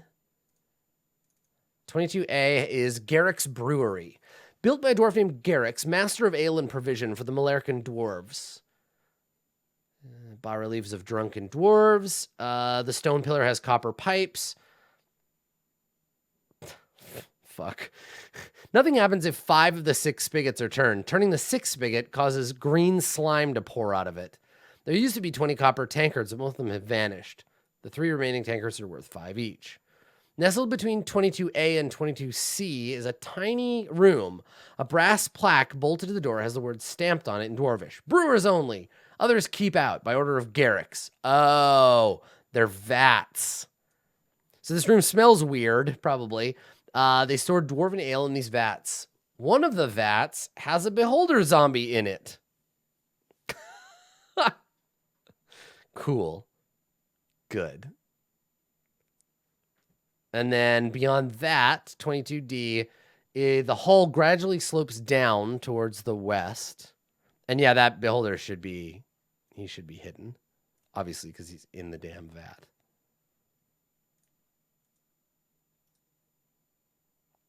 There we go. Okay, and then if they keep going, there is a hallway that goes down. Secret doors at the west end open into E and F. Dwarves used to fill barrels of ale and roll them down this hallway. There are 20-foot pits. When a creature weighing 50 pounds or more, it swings open and they fall and take bludgeoning damage. It's spring-loaded and snaps shut. Any character in the pit can try to disable the mechanism underneath. Wedging at least 2 iron spikes holds it. Oh my god. This is so silly. A character can circumvent the traps by climbing onto an empty barrel and rolling down the hall, or climbing onto a barrel by balancing. This is the Donkey Kong level again, running on the barrels and the mine carts earlier. This is fully Donkey Kong country. All right, balancing atop the barrel as it careens down the hall is a DC 20 Dex acrobatics check. Yeah, they're triggered by weight, but I think that the barrels are somehow magically treated so they don't... whatever. Magic bullshit is why it works that way. Making an acrobatics check in 2019. All right, and then you end up in ale storage. North ale storage. It's a pyramid room. Stacked in the middle of the room are 140 Zerkwood barrels. They form a 21-foot high pyramid, and on top of it, the Joker has some money, and it's on fire, and he throws it at the barrels, and they all light on fire. Okay, perfect. Good. Each barrel contains preserved ale. If the ale is marketed as Malerkin ale or Undermountain ale, character can sell a barrel of 40 gold for in Waterdeep. A full barrel weighs 400 pounds. Fantastic. I imagine a lip on the sides of the barrels that keep them from falling into the pits but are too slight for the players. Yeah, that makes sense. Okay, and then South Ale storage. 3 of the barrels are mimics. Oh, they found their stock for the tavern. Makari is going to be hype. The only place in town where you can get Malerkin ale. Right? Troll Skull Tavern. Oh, that's great. That's a really good point. Cool. Cool. All right. Down below, area 23 is a ruined dwarven temple. So they'll get here and they can either go down to level 3 or they can go through this door into the temple. So the temple, the walls climb 15 feet and create a peaked 30-foot high ceiling. Good. Lit as proper. The lower walls were once lined with carvings, with dwarves pushing minecarts to the west, but they've been defaced and replaced with stony tentacles that protrude from the wall. 20-foot tall double door stands closed at the west end of the hall. Carved in the walls flanking the door are armored dwarves, their stony beards flowing out of great helms. I should probably get some statues of dwarves. They're carved into the walls. Okay. All right. And then if you go into 23B, standing in the hall are the skeletons of 4 huge dragons. Oh, shit. I'm just going to get the Dracolich token. That'll be terrifying for the players when they come in there.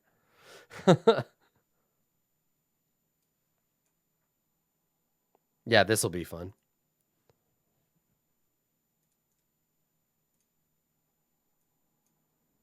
I think I can I make this a drawing so I don't have to worry about it being a token? Let's see. There's totally an option to like not make it represent anything. Huh. Well, whatever. It super doesn't matter. Oh, it's under advanced? Okay. Ah, there it is. That's what I was looking for. Is drawing. Perfect. Thank you, Mark Lore. Okay. All right, so I need 5 of these.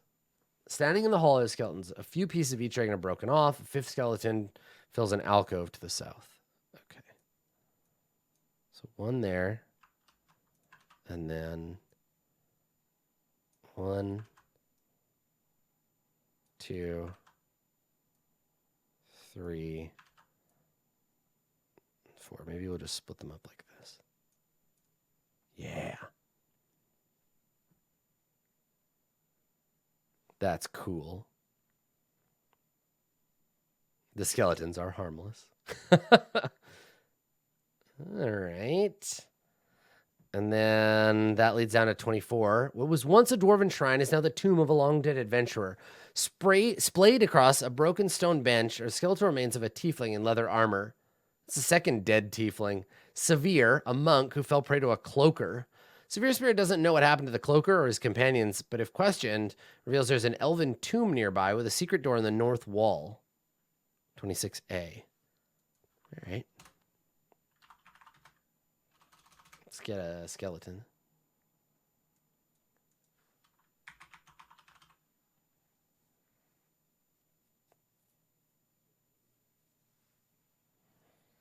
Yeah, I don't think Macaria can animate those big guys. No.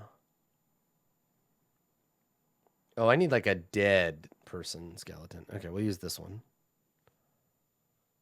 Old dead bones. Blech. So small. So small and so dead.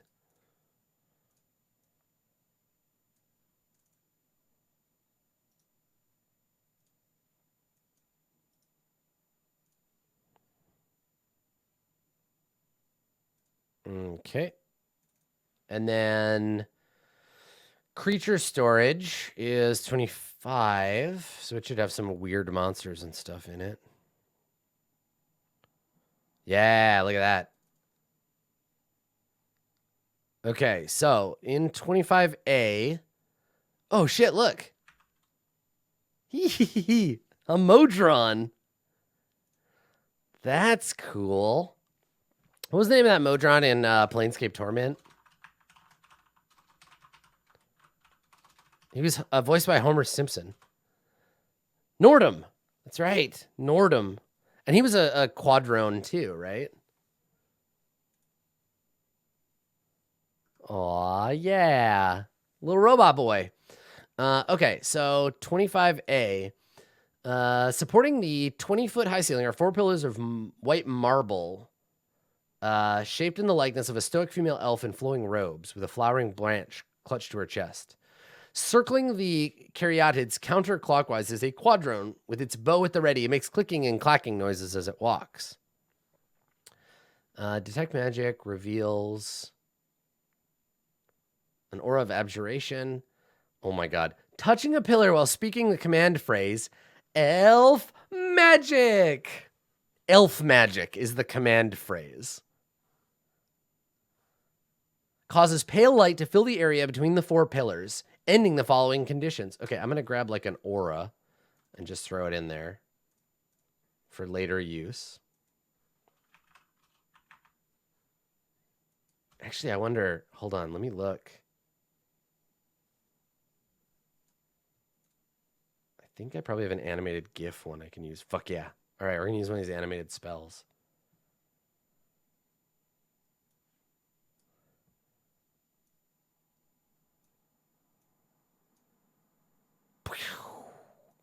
Awesome.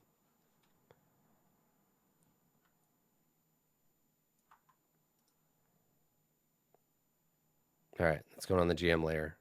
I'll pop it up if I need it. Okay, cool. Detect magic, yada, yada, yada. The pillars regain their magic at the end of the next dawn. The Caryatids lose their magic if they're toppled. Halaster found this rogue Modron, adopted it, and gave it a name, Halastron.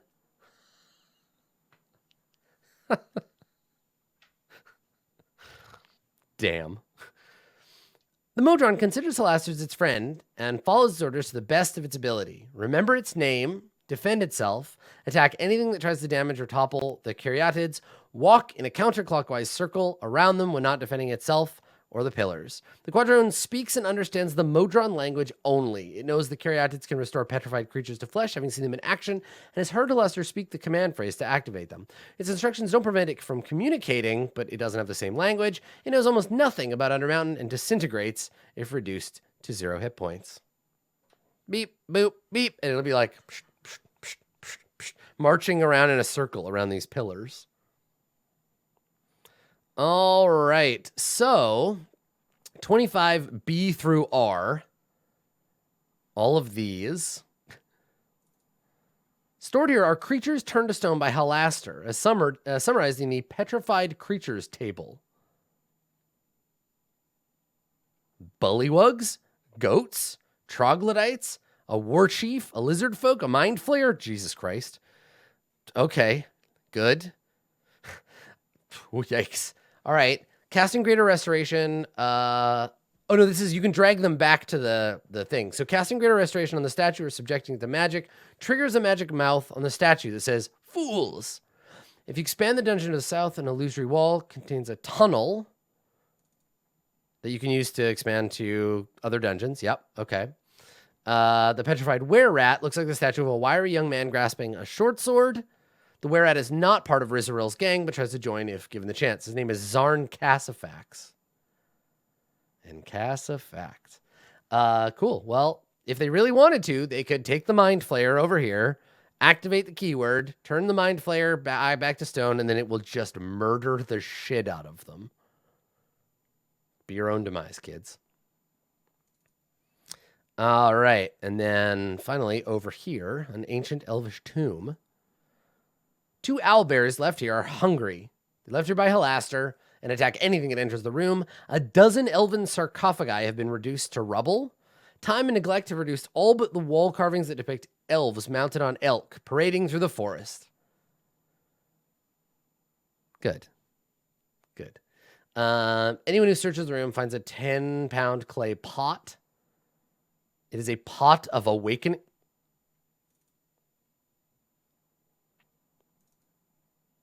It's a wake and bake pot. If one plants an ordinary shrub and lets it grow for 30 days, it transforms into an awakened shrub. When it awakens, its roots break the pot, destroying it. The shrub is friendly towards whoever planted it. Absent commands from its creator, it does nothing. Awesome. Little plant friend for the tavern. Good, good. I also enjoy Pot of Awakening.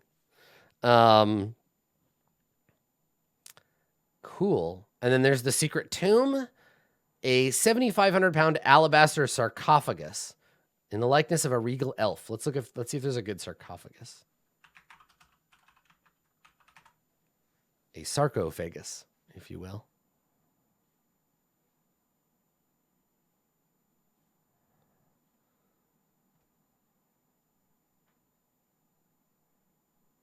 They're all like Egyptian sarcophagi. I need like an elf tomb.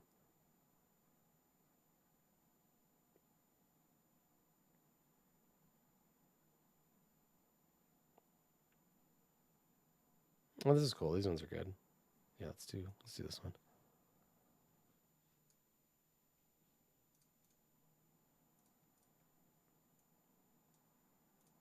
Yeah, baby Groot. Exactly. I want them to get an awakened shrubbery. No. Please become a drawing and stop giving me... There we go.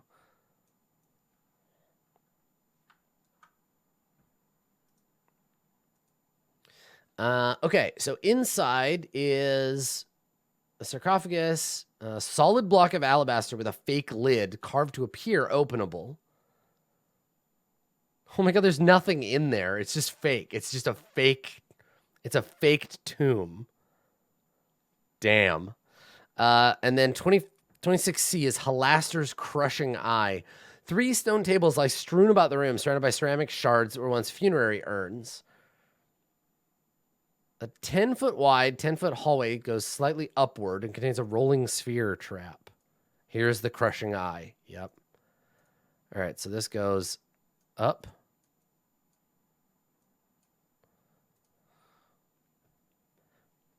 This is a pressure plate. When 20 or more pounds of pressure... Wait, it goes... Wait, this house goes upward to area... Okay, yeah. So if you step here...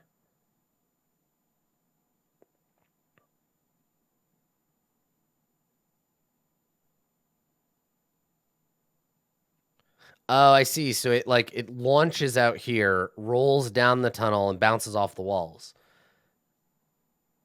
Okay. If it's released, everyone rolls initiative. The spear gets a +8. On its turn, it goes 60 feet in a straight line. It can move through other creatures. Creatures can move through it. Whenever it enters a creature's space, it's a DC 15 dex save or get knocked down. You can try to slow it down. Holy shit. So, like...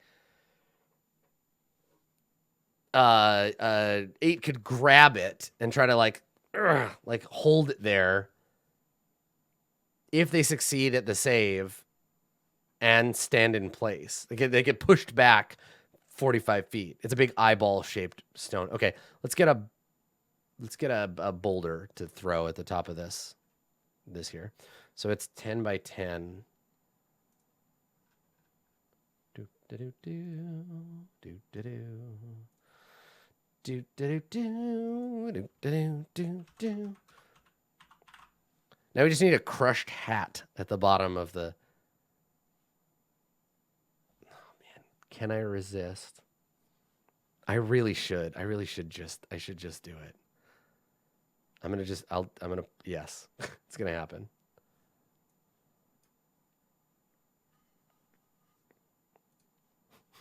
It makes the trap a little easier for them to figure out. But I think it's funny. It's a funny reference.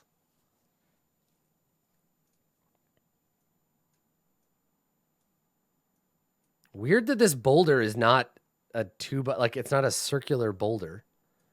You notice that? It's like a weird... Hold on, let me... Oh, well, whatever.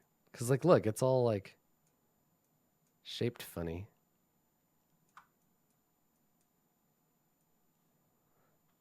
We called the rock, Indiana. All right, I'll put the hat. Can I have a hat? I just need a hat. I just need an image of a hat. That's a hat. Let me see what else I got.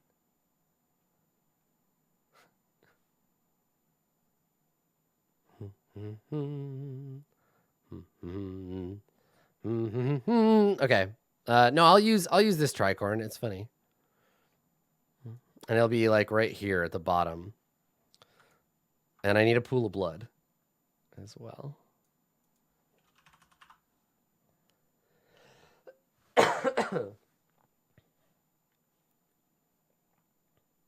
I just can't help myself. It's too funny.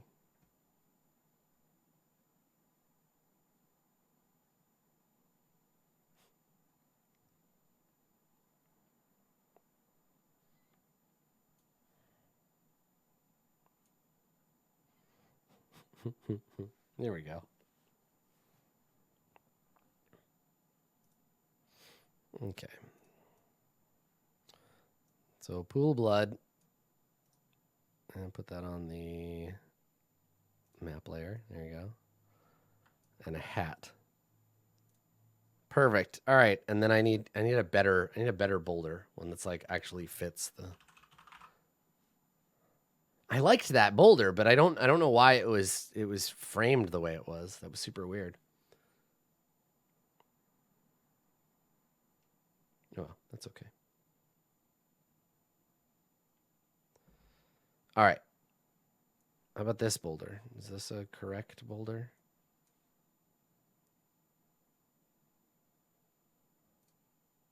Yeah, it is. Okay. I'm going to make it a little bigger, though, so it looks like it fits the... Yeah, there you go. So it fits the whole corridor.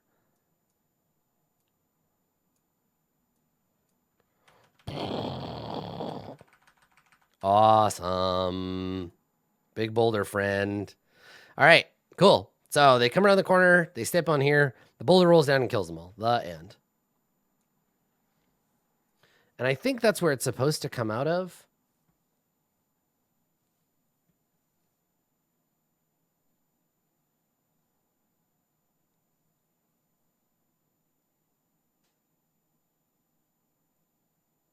The top of the hallway. Oh, no, it actually comes out of... Hold on, it actually comes out of here and bounces off the walls. It's from here. Holy shit. So, yeah, it's supposed to go... It goes 60 feet, so it falls and goes bang, bang, and starts ripping down the hallway. Damn. Yeah, it's going to hurt. All right, and then on the other side is, let's see, the bloodletting chamber. 6 slanted stone tables intended for ritualistic bloodletting. Creepy. And beyond, in 26E, a makeshift study. The lid of a stone sarcophagus atop 2 misshapen blocks of stone as a desk, makeshift desk with 1 armrest missing. Wall niches with dusty books. The alabaster urns are chipped and worthless. They contain nothing but dust, but buried inside the dust is a pouch of dust of disappearance. The books cover the subject of alchemy, dwarven and elven history, engineering, gemcraft, monstrosities, and weather prediction. They're all falling apart, but there is a badly burned wizard's spell book. Okay. All right. Sick. And that's it for this level. Oh, this level's going to be fun. I can't wait.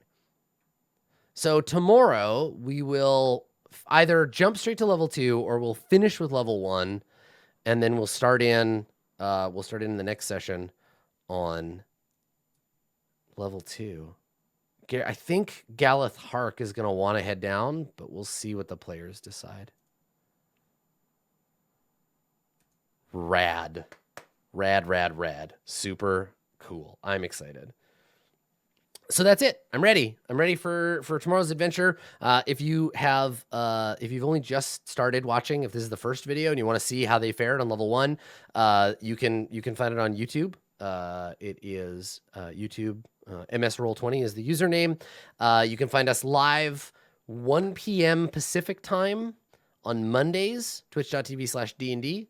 And it is the Roll20 Presents crew taking on Dungeon the Mad Mage. And we're doing as much Dungeon the Mad Mage as we can before whatever the next big adventure is, which we'll go on to, and we'll kind of plan around that. So for now, it's just level by level, taking her through the dungeon. And I will tell you this before I go. We may, in the next couple of weeks, have some pretty cool new character art to show you for these characters.